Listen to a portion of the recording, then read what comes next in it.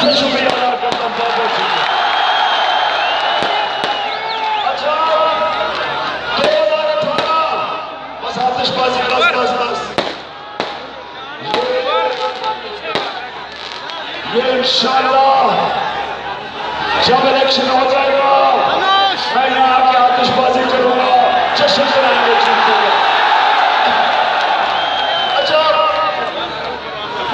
देखो नौजवानों, सुने सुने सुने, ये जो इलेक्शन है ये आपके मुस्तकबिल की जंग लड़ी जा रही है। इन्होंने दोनों जरदारी ने और ये छोटा और बड़ा शरीफ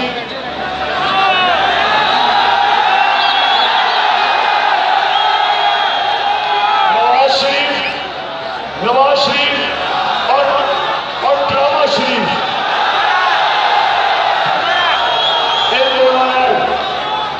दोनों ने आपके मुस्तकबिल को कर्जों की दलदल में डाल दिया। आज जो रुपया गिरा है पिछले 24 घंटे में, आप सबको पता होना चाहिए कि जब 1 रुपया डॉलर के सामने गिरता है तो आप सब पे 100 अरब रुपए का कर्जा चढ़ जाता है। कल एक दिन में आप सब पे, इस कौम पे 500 अरब रुपए का कर्जा चढ़ा। और ये क्यों हुआ? क्योंकि चोरी कोई करता है, चोरी ये दोनों भाई मिलके और वो आसिफ जरदारी चोरी ये करते हैं। चोरी की कीमत आप अदा करते हैं कर्जों से और महंगाई से। कर्जों